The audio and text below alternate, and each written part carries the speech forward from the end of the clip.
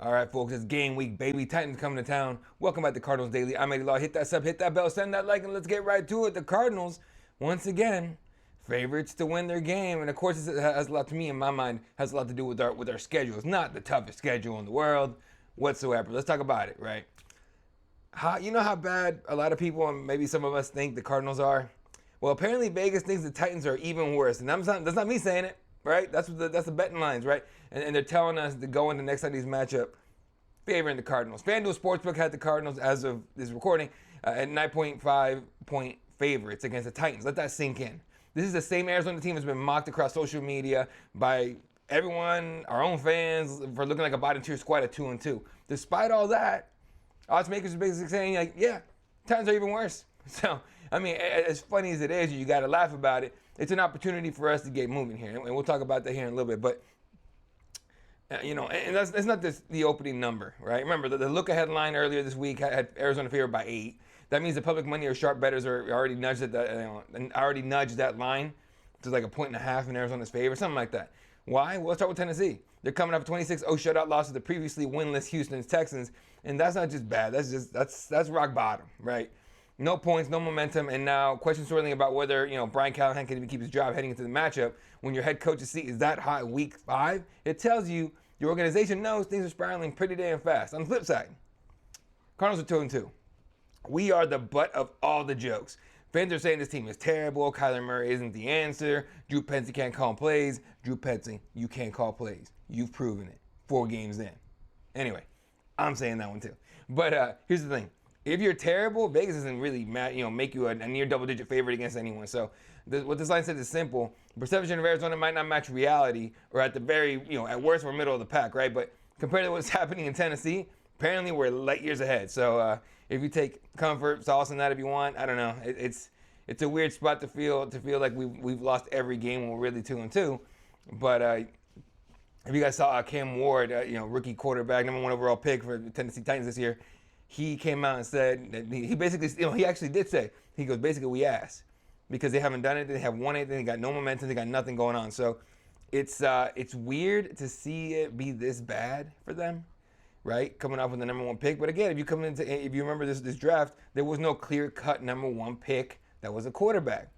Basically, you were going to have to reach for one, which is why I thought for sure the Titans were going to trade down, right?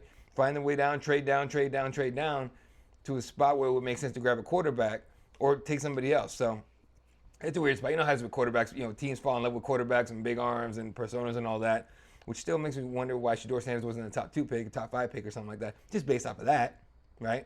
Not really based off of talent. But don't worry, I'm not done talking about Shadour today. We're going to talk about Shadour a little more because we have to wonder, is Kyler Murray the problem for the Arizona Cardinals, or is it the Arizona Cardinals? All right, let's talk about it, man. Big noise coming out of the national media this last week. ESPN, Stephen A. Smith, and Ryan Clark both came out and said it. Kyler Murray needs to leave the Arizona Cardinals. Yeah, they didn't say might. They didn't say maybe. They straight up say he needs to get out of there. So let's break it down what they mean, right? Why they're saying it now, what it actually means to the Cardinals and for Kyler's future. Stephen A. don't mince words. You know how he is. He gets paid millions and millions and millions to say his stuff just on top of the dome. Whether it's dumb or not, he says it. He basically said Kyler's talent is being wasted in Arizona, that the Cardinals aren't serious about building a real contender around him. And Ryan Clark doubled down with that, pointing to the lack of stability in coaching, the constant turnover in offensive systems, and the overall dysfunction that's haunted our organization for years, the franchise. Their argument was simple. Kyler Murray is too gifted a quarterback to keep treading water in an organization that can't seem to get out of its own way. And you know what? They're not alone. Nationally, narrative is heating up. People are saying that the Cardinals, they see the Cardinals, who were 2-2, struggling to run the ball, inconsistent in play calling, and now facing life without James Conner in the backfield. The offense is sputtering, and Kyler's getting heat for interceptions and missed reads. But is that entirely on him, or is it on the infrastructure around him? When you got media heavyweights saying he needs to leave, it speaks to perception that Arizona's wasting his prime years. Let's play both sides. The case for staying, okay? Kyler has weapons developing around him. Marvin Harrison Jr. could become a true wide receiver once, especially coming off the Seattle game where he seems to have found his confidence near the end of the game, but it looks like he found it. Trey McBride looking like a long-term answer at tight end. The offensive line is young. It could gel with time, will gel with time, hopefully with no injuries and all that. If the Cardinals can commit to stability, Murray could be at the center of a real rebuild, right? Again, 7 years in, we've been rebuilding for almost that damn long. But we heard the song before. We definitely heard the song before, though. Right? Song and dance, whatever you want to say. Coaching changes. GMs coming and going. And a history of failing to build a contender on stars. Just ask Larry Fitz. Larry Fitzgerald, who's going to be a first ballot Hall of Famer. He's eligible this year. Murray's contract gives Murray leverage. And if he believes he can win faster somewhere else, and maybe look at what Matthew Stafford did leaving Detroit. The path is there. What Smith and Clark are really saying is this. Cardinals' reputation around the league is shaky at best. Players and analysts don't trust the front office to deliver a winner. And once that belief sets in, it doesn't matter how much talent you have on the roster, stars will look elsewhere. So should Kyler Murray leave? That's a debate. But the fact that this is even being said by two of ESPN's biggest voices tells you everything you need to know about how the Cardinals are being perceived nationally right now. Fair or not, the heat is on Arizona to prove that they can build something worth keeping a star quarterback around for. Now keep in mind, there's a lot of people around the league, whether it's our fans about the teams, just regular folks, that believe Kyler Murray is in a word, trash. I don't buy that. I don't believe that at all. I think Stephen A. and Ryan Clark have a point. The lack of continuity, the lack of any kind of consistency, the lack of just anything, just calm. And the reason I say that is because Kyler Murray has had to deal with constant coaching changes, coordinator changes, offensive scheme changes. Remember when we drafted him? Why did we draft Kyler Murray? It wasn't because we wanted a Kyler Murray as a Cardinal. It was because we hired Cliff Kingsbury as head coach. Talking about the air raid offense. It's going to be awesome. The ball's going to fly. Who would you take for your number one pick? Kyler Murray. There you go. Took Kyler Murray and totally ate it, right? A couple flashes, very, very, very short flashes of brilliance there with those guys. But Cliff Kingsbury was not ready to be a head coach in the NFL. And Kyler Murray probably wasn't ready to be a number one pick in the NFL draft to be the face of a franchise. You could say that possibly that lack of development, because let's be real, the NFL doesn't develop players, right? They don't. Like, think about it. They do not, right? The NFL wants players that can play now. Whenever you get picked up, you got to be able to play, right? So, you cannot come up with any spot where a player, it's very seldom that a player sits behind a quarterback, for example, like Aaron Rodgers sat behind Brett Favre and improved. Aaron Rodgers was that damn good. In my mind, he had the skills and everything. I think watching a guy like Brett Favre worked up here. But in terms of the physical talent and everything, that was already there. With Kyler Murray, he didn't get a time to adjust to figure out what's up here. He had to go and hit it right away. That's why he ran so damn much. That's why he was so electrifying, made so many crazy plays. The one play, against the Bills a couple years ago, 2020, 2021, whatever it was that we had COVID, the Hail Murray, right, to DeAndre Hopkins against the Bills to win it in the last second. That was just one of those, hey man, D-Hop somewhere down there, poosh, bombed it down there. Fully just physical talent. Didn't develop very much.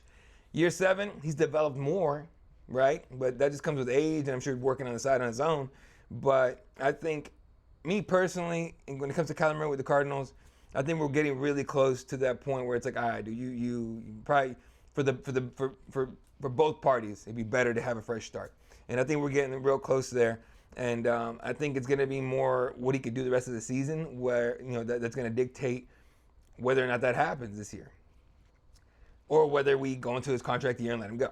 It's a weird position to be in for Monty Osborne. He might be excited about it. You never know, right? A GM and a head coach get to pick their own quarterback. Who knows? I tell you right now, if they're looking at the draft, it damn sure ain't Arch Manning. Y'all better get that thought out of your head, because it's dumb. That is dumb as hell in my mind. All right? Arch Manning to me is a bust. You know who I do not think is a bust, who I think needs to get a chance, and I think needs to come to the Arizona Cardinals? Let me throw a bold idea out there for y'all. And I've thrown this out already before, and I've already gotten crap for it, but I'm going to keep going with it because I believe, okay? What if Arizona went out and traded for Shadour Sanders to be Kyler Murray's backup? Yeah, I said it, right? Primetime son, Colorado star quarterback, wearing Cardinal red, all right? Let's talk about why the move could actually make sense. First, we've seen it. When Kyler goes down, this entire franchise unravels more than it already is, right? Especially with James Conner being hurt. The Cardinals need a true insurance policy behind them. Clayton Tune clearly wasn't the answer, so he's gone. Jacoby Brissett, sure, but he's a veteran stopgap at best. We've already done that before. When we picked up Carson Palmer, we used up the last two seasons that he had left. And then after that, it was like, let's see what you got. And we just get a body out there, quarterback. And you can't deny that because he got hurt plenty. Shadour Sanders would give a young, hungry quarterback who can step in if needed, but more importantly, will give us a young quarterback, right? That can step in to play. But more importantly, push Kyler to stay sharp. What we haven't tried, is having someone breathing Kyler's neck. I think this is the move. Iron sharpens iron. And Kyler's never had the kind of competitive presence in the quarterback room that someone could actually take his job. Right? Shadour's game actually kind of fits what Drew Petzing wants to run. Quick reads, accuracy, mobility when necessary. He's not Kyler in terms of athleticism, for sure. But he brings poise. He's shown that. And that leadership edge we've seen at Colorado, he's shown that. And let's be real, adding Shadour brings a lot of buzz. Arizona has struggled to keep national attention unless it's negative and we're being embarrassed and talked about in a negative way and all that. Imagine the media spotlight of having Kyler Murray and Shadour Sanders in the same quarterback room. It changes the way people talk about this franchise in my mind. Here's the kicker. If Kyler doesn't work out long term, you already have a potential heir in waiting, right? It's not just about a backup, it's about a successful succession plan, right? If everybody wants Kyler gone so badly, and there's no real name out there to go get in free agency or to draft a guy who fell down so hard because of things off the field, right? Every smart NFL office looks to for 2 or 3 years down the road. Shadour gives you flexibility. If Kyler balls out, great. Shadour develops, and we let him develop with the offense and all that.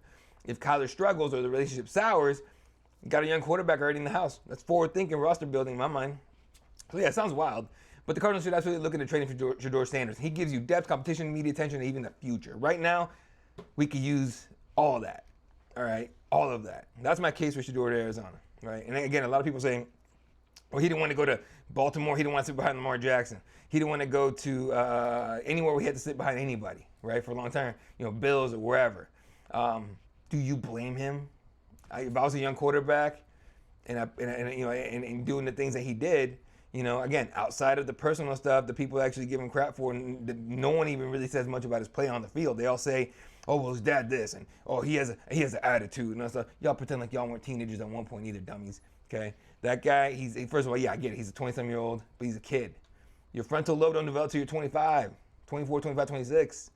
And some idiots never develop. You've seen, so y'all got friends that are morons too. So it's, I just think we give it a chance. And he's not going to cost much. He's not. The Browns are idiots, right? Am I wrong? Tell me I'm wrong. Tell me I'm wrong. Anybody? Tell me I'm wrong that the Browns are dumb. Should not have drafted him in the first place. Y'all didn't want him, right? I thought we were going to do it, but whatever. But I just have a feeling about Shadour Sanders, man. I really do. Anyway, that, ladies and gentlemen, because we didn't have many comments in the last video. I'll start getting back to comments starting with this video. Whatever you guys leave in comments on here. By the way, I do appreciate, and I forgot the account name. Apologize. I do go look at the comments on these videos, as I told you before, and I did get word. A fella telling me about the microphone, the big. Actually, I can show you. It's right here. This one, this big old microphone right here.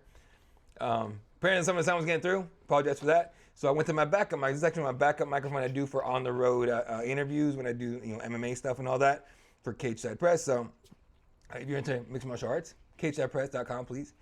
At Cage Side Press on YouTube. But either way, appreciate the feedback. I do take positive feedback, and I try to improve everything I do on these videos for sure.